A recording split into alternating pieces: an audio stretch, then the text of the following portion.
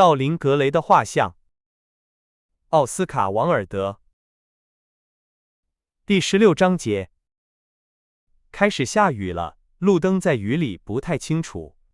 咖啡馆关门了，一些人站在门口，看起来不太高兴。一些酒吧里有人大笑，另一些酒吧里有人喝醉了，大声说话。多里安·格雷坐在车里，帽子拉得很低，看着这个城市，他对自己说：用感觉让灵魂好起来，用灵魂让感觉好起来。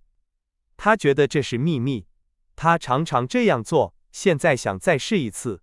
他知道一些地方可以让人忘记事情，在那里，过去的错事可以被新的错事忘记。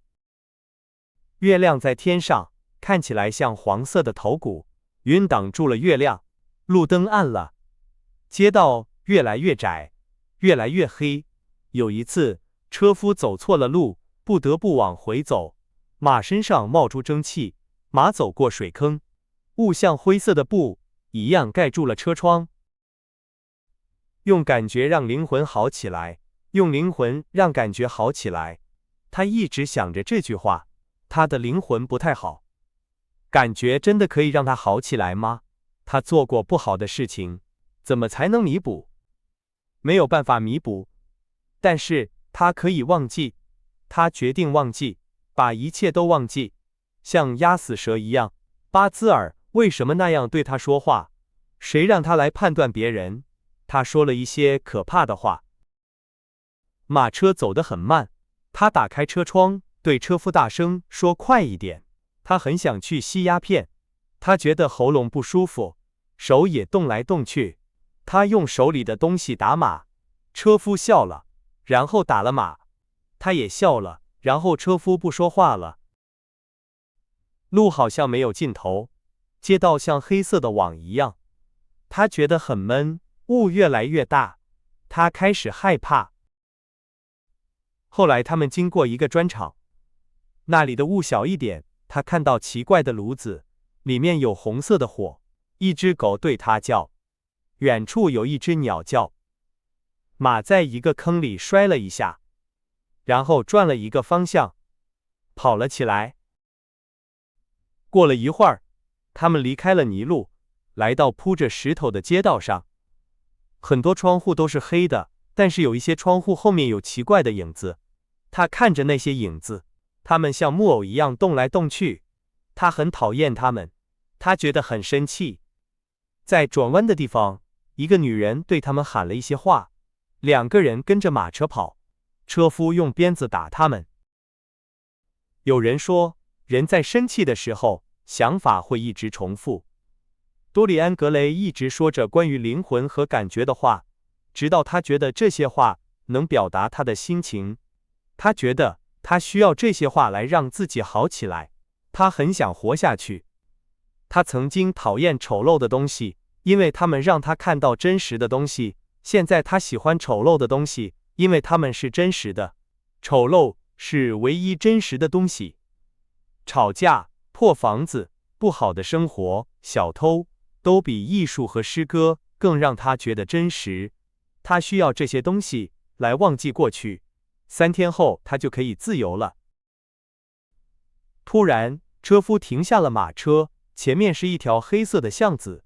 他看到船的桅杆，白色的雾，像船帆一样。先生，到了吗？车夫问。多里安动了一下，看了看四周。这里可以，他回答，然后下了车，给了车夫钱，走向码头。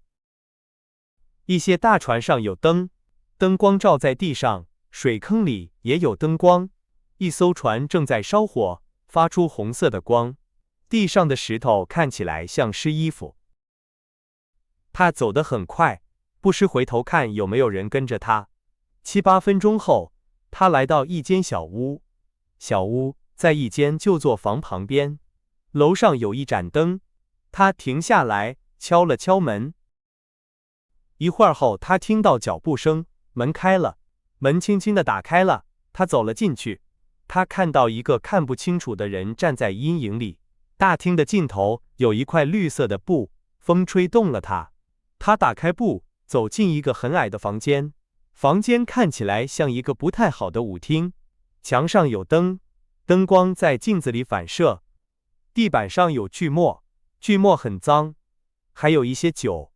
一些人坐在炉子旁边玩骰子。在一个角落里，一个水手趴在桌子上。柜台前，两个女人嘲笑一个正在擦衣服的老人。他觉得衣服里有虫子。一个女人笑着说，那个人很害怕，开始哭。房间的尽头有一个楼梯，他走上楼梯，闻到鸦片的气味。他深深地吸了一口气。他看到一个头发少的男人正在点烟。你在这里，多里安小声说。我还能在哪里？他回答。没有人跟我说话。我以为你离开了。我哥哥给了钱，乔治也不跟我说话。我不在乎，有了这个就不需要朋友了。我想我的朋友太多了。多里安动了一下，看了看四周，那些人躺在床上，姿势很奇怪。他觉得他们很可怕。他知道他们在想什么。他们比他好。他是想法的囚犯。记忆让他很痛苦。他好像看到了巴兹尔的眼睛。他不能在这里。他需要去一个没有人认识他的地方。他需要离开自己。我要去另一个地方，他说。码头上的那个。是的。那个疯女人在那里，他们不让她来这里了。多里安耸了耸肩。我不想让爱我的女人爱我，恨我们的女人更有意思，而且那里的东西更好。都一样。我喜欢那里，喝点东西，我需要喝点东西。我什么都不想要，那个人说。没关系。那个人站起来，跟着多里安来到酒吧。一个戴着帽子的人拿来了一瓶酒和2个杯子。那些女人走过来，开始说话。多里安转过身，对那个人说了一些话。一个女人笑了。我们今天很高兴，她说。不要跟我说话，多里安说，然后踢了一下地板。你想要什么？钱？给你，不要再跟我说话。一个女人眼睛里闪了一下，然后拿走了钱。她的朋友看着她。没有用，那个人说，我不想回去，我在这里很高兴。你需要什么，就给我写信，好吗？多里安说。也许。那么，晚安。晚安，那个人回答，然后擦了擦嘴。多里安走到门口，他打开布，那个拿了钱的女人大笑起来。那个和坏人做交易的人走了，他说。不要那样叫我，他回答。他动了动手指。你喜欢被称为王子，是吗？他说。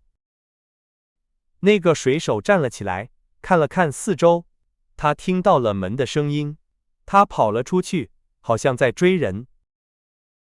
多里安·格雷在雨中走得很快，他觉得和那个人的见面让他很难过。他想知道那个人的生活是不是因为他才变成这样的。他咬着嘴唇，眼睛里有一点悲伤。但是他为什么要关心呢？时间太短了，不能一直想着别人的错事。每个人都过自己的生活，也为自己的生活付出代价。人们总是要为一件错事付出很多次代价。有人说，有时候对坏事的想法会控制我们，让我们身体和大脑都受到影响。那时候，我们没有自由，我们像没有思想的人一样走向不好的结局。